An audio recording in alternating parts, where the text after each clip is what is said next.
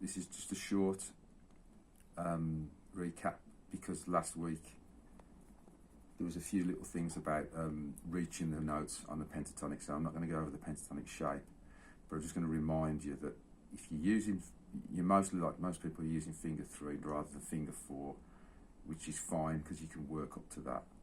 And to some degree, this fret is interchangeable even when you're playing leads and stuff. So the thing to remember is, if you're playing finger 3 and finger 1 for the whole scale, even with, I haven't got small hands, I haven't got big hands, but I still am more comfortable when I play from home to the first and second note in the scale.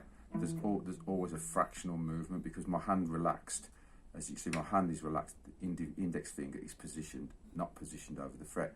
I can stretch over it, but now I'm feeling stress in the back of my hand, which I don't want. So I want my hand relaxed, and it's you have to teach your hand to do that little movement and not disrupt the flow of notes. And then coming back again. If you're using finger 3, you've got to get used to that movement.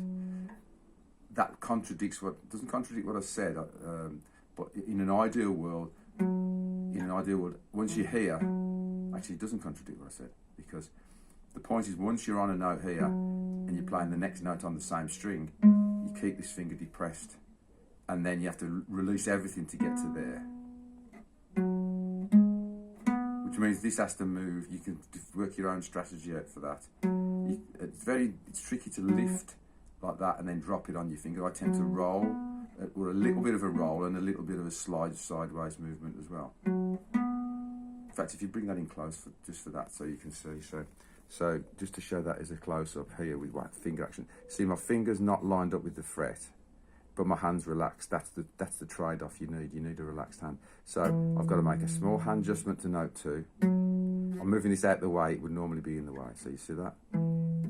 That's the normal position for this finger, which is now lined up easily. So I go. But once I hold that note down, that stays suppressed. You can see it white. And then to get to the fourth note in the scale, I don't just lift off and jump.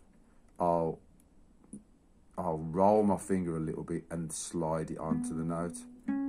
Now, you can come up with your own ways of doing that, but the thing is, you don't want to be doing this.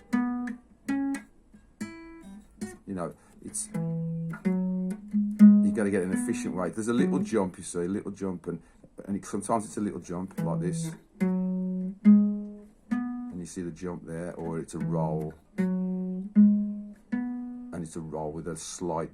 You have to come up with all these, your own personal combination of actions, which is why I call it, there's hand movement is an action.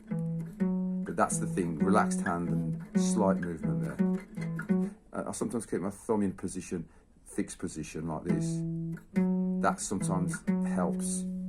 So your hand can move, but your thumb will do that, you see.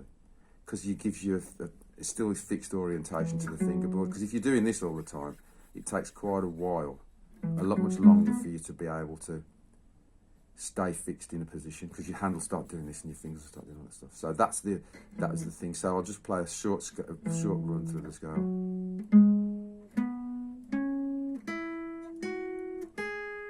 The other thing is, you'll notice how my hand turns on the upper strings, which allows me to make the reach and hold the note down at the same time. It's not so good. The stretches are stressful. You can't do this here. Your hand tends to, on the thicker strings, your fingers tend to be perpendicular. But as you come across the fingerboard, it's easy to do that. And then you can make the reach. So if I exaggerate it, watch the hand turn as it moves into the bottom half of the scale. So.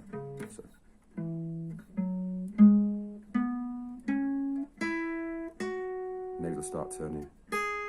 And I even use just the side of my finger here.